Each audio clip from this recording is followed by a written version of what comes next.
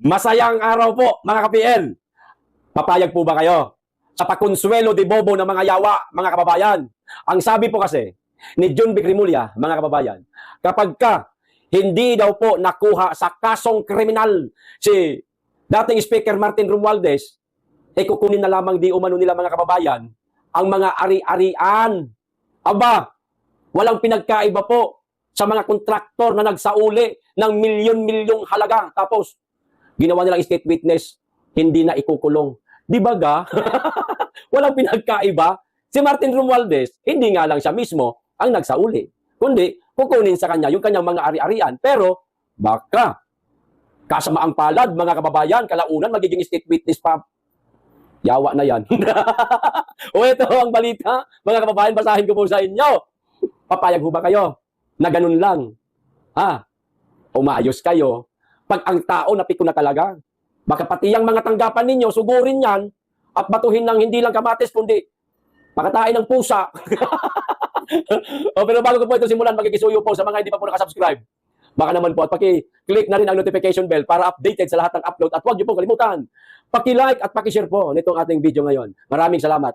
Pagkikisuyo lang po. O eto na, nilologo tayo. Ginagawa pa tayong uto-uto nitong mga gago na to. Akala siguro nila, hindi natin mabubuking yung gagawin nilang pakonsuelo de bobo lang naman talaga ito.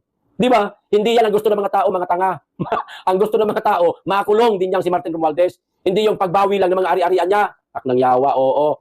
Mga ari-arian ni Romualdez, target umanong kunin. Ayan. Hindi na lamang umanong kasong kriminal ang tinitignan ng gobyerno laban kay former Speaker Martin Romualdez kaugnay ng kanyang pagkakasangkot sa flood control corruption scandal. Kundi, mismong mga ari-arian nito ang posibleng habulin sa pamamagitan ng civil forfeiture, mga kababayan. Sadali. Ang magnanakaw, kapag ka nahuling nagnakaw, lalo na't meron ng kumanta, hindi ba talaga dadamputin? Hindi ikukulong, kundi babawian lang ng ninakaw? Bakit pagka mga simpleng mamamayan natin, ang nakapagnakaw sa isang convenience store, gatas lang para sa kanyang anak na hindi pa marunong kumain, ninakaw kasi walang pambili. No choice na yung ama. Wala pating trabaho, walang mautangan, baka walang nagpapautang kasi nga walang trabaho. Di ba kinukulong nyo? Mga yawa kayo? Di ba, mga kababayan? Barya lang yun, Sabihin natin nga sa 1,000 halaga ng gatas na ninakaw ng tatay para sa kanyang anak. Kulong agad. Pero, opisyal ng gobyerno, trilyon ang ninakaw. Napakaraming ari-arian, eroplano at mga luxurious na mga sasakyan. Babawiin lang? Hindi ikukulong? Aba, sa susunod na taon may magnanakaw na naman. Kasi alam nilang hindi sila makukulong at kukunin lang yung kanilang mga ari-arian. Pwede ba yun? Aba, umayos kayo. Hindi maganda. Hindi papayag ang tao niyan. Dapat ikulong niyan si Martin Romualdez. So ito pa. Ito ang ibinunyag ni John Vic Rimulya, kalihim ng Department of the Interior and Local Government sa isang panayam sa ANC. Ayon sa kanya, determinado umano ang Office of the Ombudsman na ituloy ang ganitong hakbang kung hindi sapat ang basihan para sa direktang kasong kriminal. Kita nyo na, mga kababayan? Hindi po daw nagkaroon ng kasong kriminal si Speaker Martin Romualdez. Hindi daw po nila makitaan ng kasong kriminal Di ba ga? O hindi daw po sapat ang basihan. Na nagkasala ng kasong kriminal si Martin Romualdez, kaya bawiin na lang yung mga ari-arian. Putagis kayo, yung babawiin ninyo ng mga ari-arian ni Martin Romualdez. Di ba gay?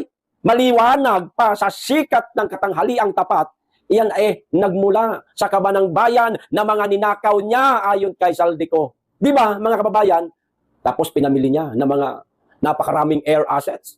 Mga sports car. Nagnakaw, hindi. Nagnakaw. Pinamili lang ng mga magagarang sasakyang panghimpapawid at panglupa.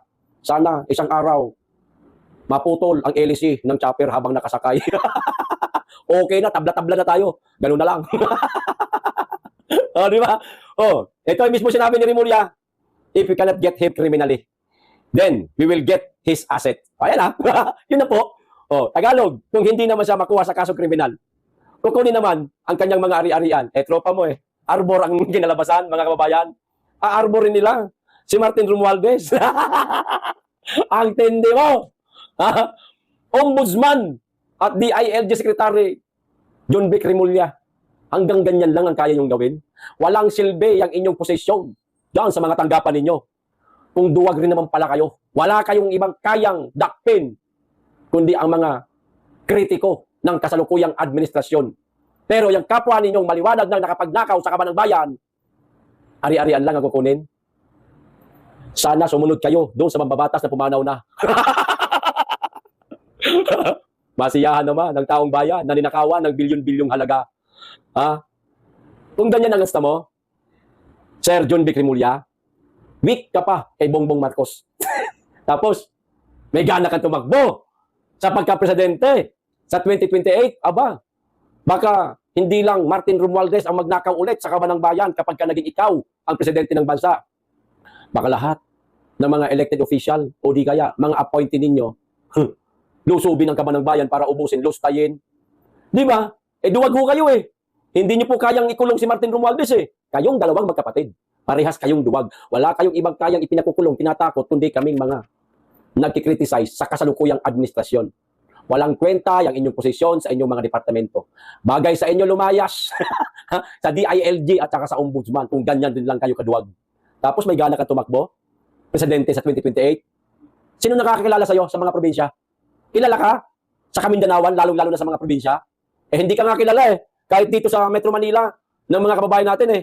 Kaunti lang po ang nakakilala sa'yo, tapos mananalo ka. O ito, patunay mga kababayan, na handang tumakbo sa pagka-presidente. Itong si John Vic Remulla sa 2028. Interior and Local Government Secretary John Vic Remulla said on Monday, he may seek the presidency in 2028. Mga kababayan, tandaan po natin, mind conditioning na po ito.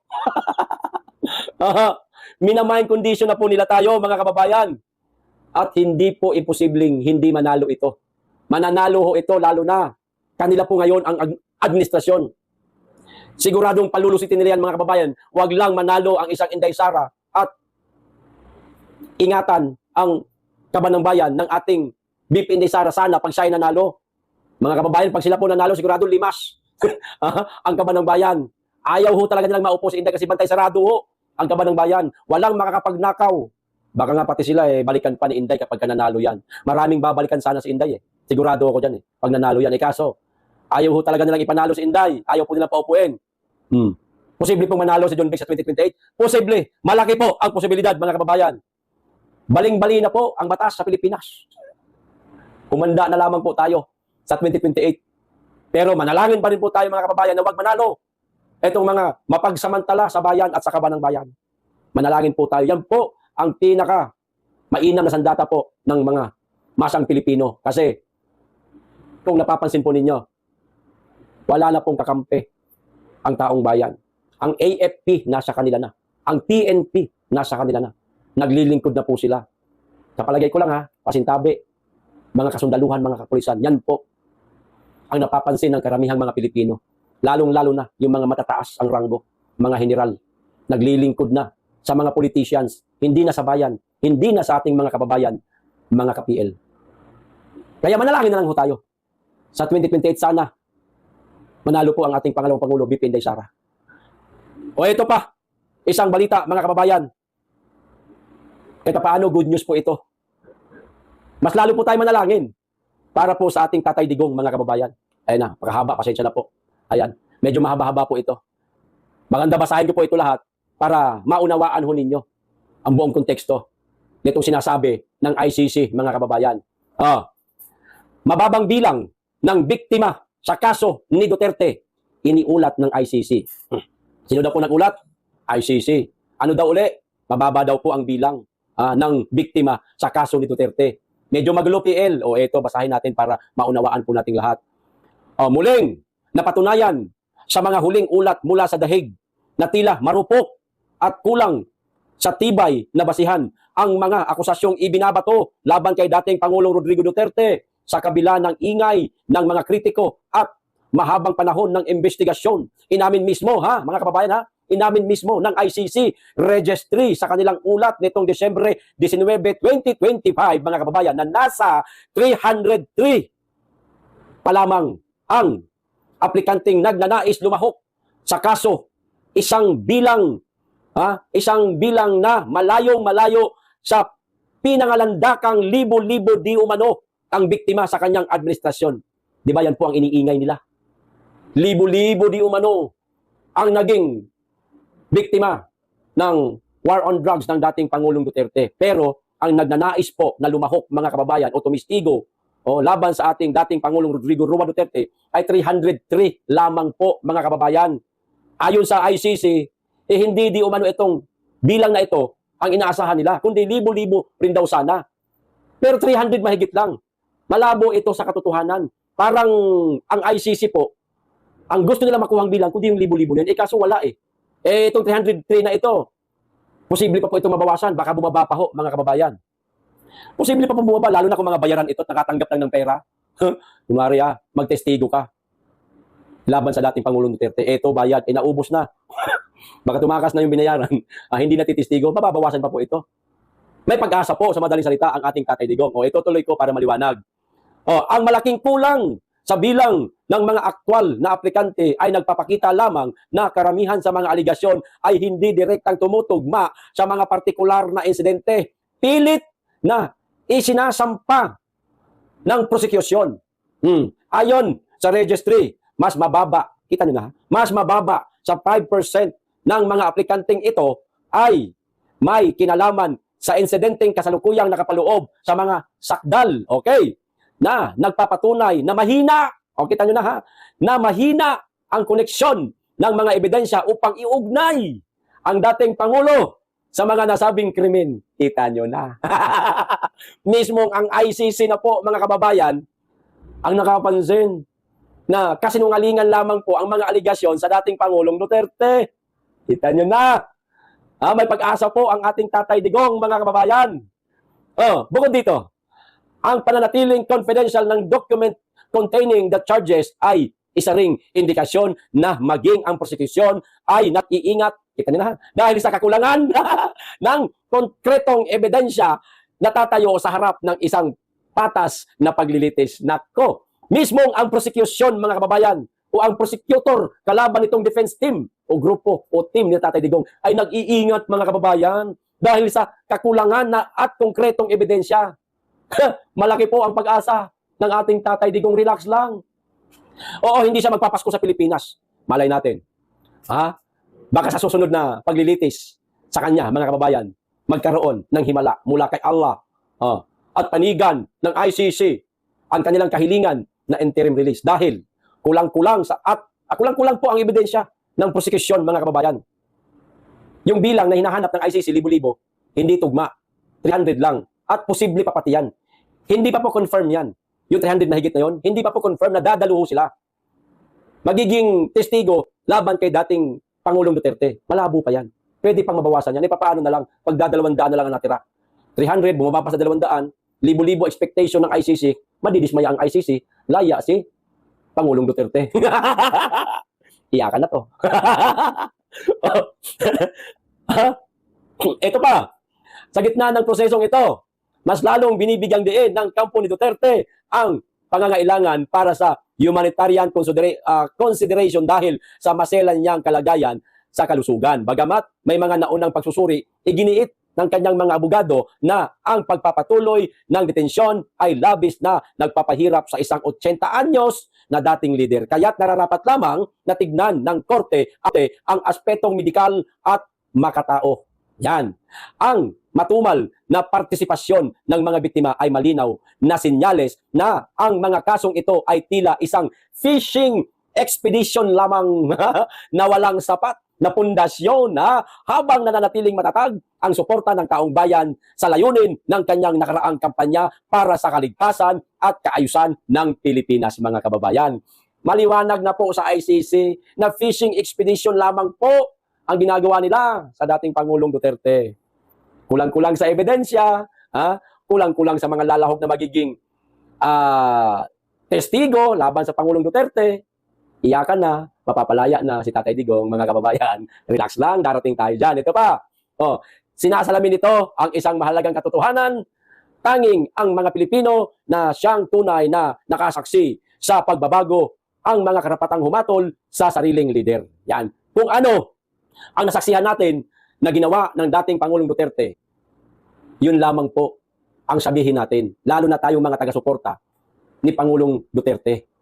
Kung paano niya ginampanan ang kanyang pagiging presidente at paano niya inayos, nilinis ang ating bansa, yun lamang ang sasabihin natin. At iingay po natin yan araw-araw sa ating mga social media account, mga kababayan. Umiikot po ang ICC, nakatingin po sa ating lahat. Kinakailangan po natin gawin yan. Alang-alang po sa kalayaan ng ating dating Pangulong Duterte, mga kababayan. Lalo na, mismong ICC na ho ang may sabi. Hindi sapat po sa kanila.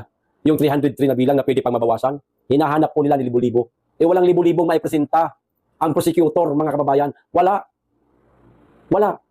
Kaya, baka isang araw, madidismiss po lahat ang mga aligasyon kay Tatay Digong. Malinaw na ang tunay na kapangyarihan ay nasa kamay ng ating mga mamamayan at hindi sa dikta ng mga dayuhan o dayuhang may limitadong pag-unawa sa ating realidad. Ang tunay na hatol ay na isulat na sa kasaysayan ng bawat komunidad na naging mas ligtas at maayos. Isang katotohanan kailanman ay hindi matitibag ng anumang banyagang o restriksyon, mga kababayan. Happy na ako dito sa sinabi ng ICC, mga kababayan. Sila na po mismo may sabi eh. So, maliwanag na po ito, mga kababayan, na meron na po tayong pag-asa sa ating dating Pangulong Rodrigo Duterte na makakalabas na po o maibibigay ang kanyang interim release. O ito pa, dagdag mga kababayan, meron pong sinabi itong si General Bantag.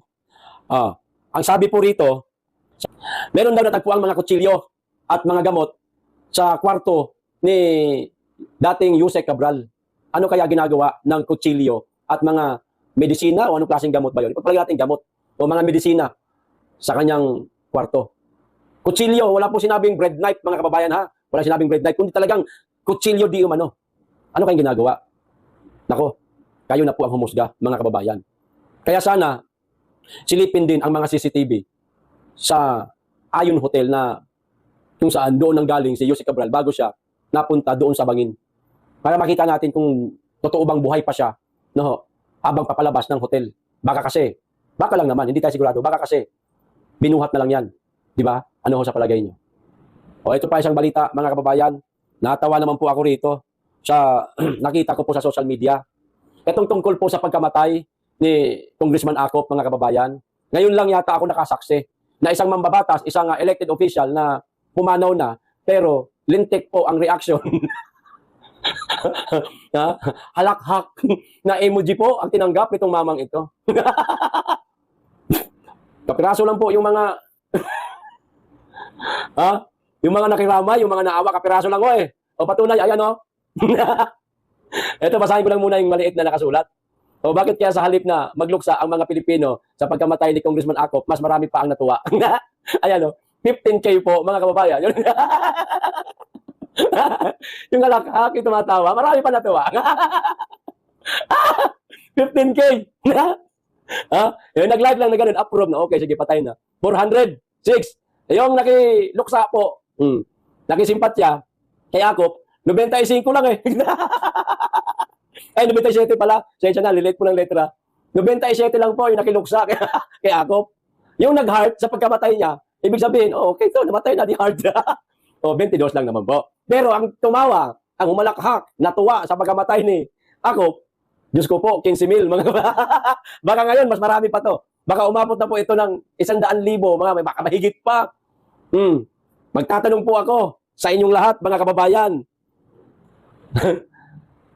Kayo ba nagluksa sa pagkamatay ni Congressman Acop, mga kababayan? O isa po kayo sa mga natuwa? Pag-comment naman po, titingin lang po ako sa mga comment ninyo, mga kababayan. Okay, meron pa ako isa idadagdag. Kahapon, mga kababayan, meron po ako nakausap na masasabi ko nating isang kilalang tao. Yan, itatago ko na lamang po sa pangalang pangalang babae po. Halimbawa, Inday na lang. Hindi ko sinasabing si Inday Sara ha. Lilinawin ko, hindi po si Inday Sara. Babae kasi, nakausap ko Pagpalagay natin Inday, ang kanyang pangalan.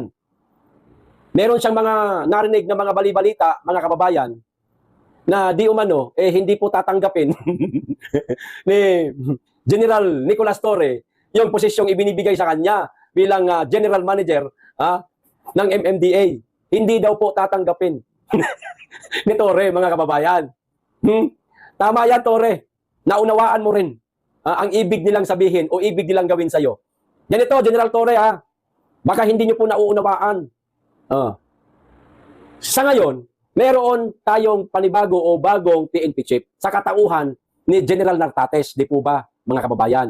Nariyan na si Nartates bilang kapalit ni General Torre. Na si General Torre pa rin ang may taglay ng 4 na bituing tanda bilang isang 4-star general na instead na kay General Nartates na yan.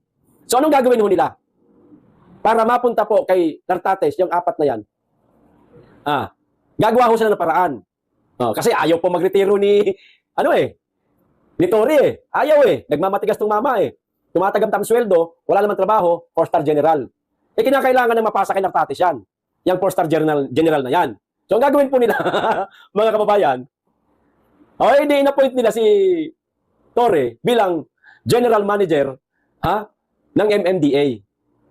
Teka, baka isipin po ng ating mga kababayan mas mataas o pinakamataas ang posisyon ni Torre sa MMDA. Hindi po, mga kababayan.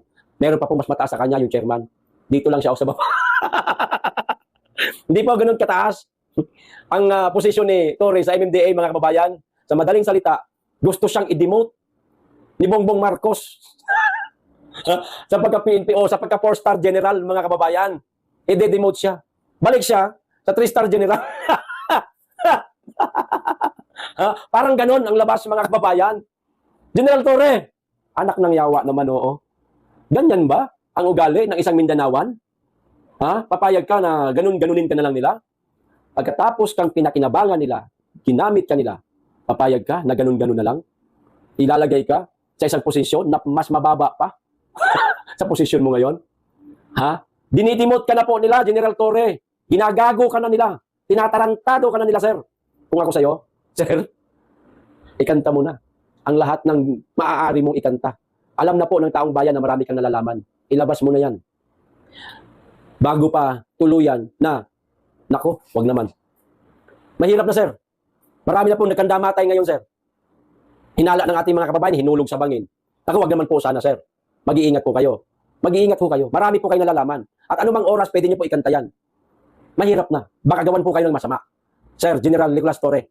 Oo, namuhi kami lahat sa'yo. Nung panahon na pinasok mo, kinubkob nyo ang KOJC. Pero sana isipin mo na ginamit ka lang ng mga araw na yun. Ngayon ang pagkakataon, ikanta mo lahat ng mga nalalaman mo.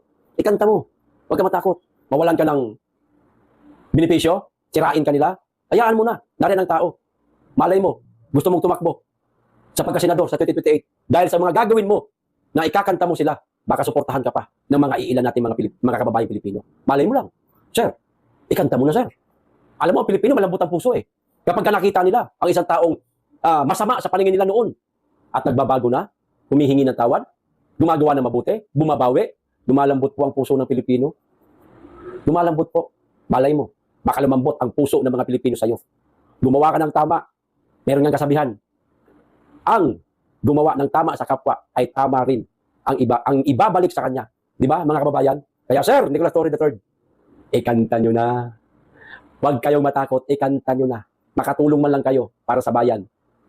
Para sa bayan po ang gagawin ninyo. Kung ikakanta po ninyo. Lahat ng mga nalalaman ninyo. Okay? Hanggang dito lang po, mga kababayan. Maraming salamat. Mag-iingat kayo lagi tigit sa lahat. Mahalin po natin ang Pilipinas.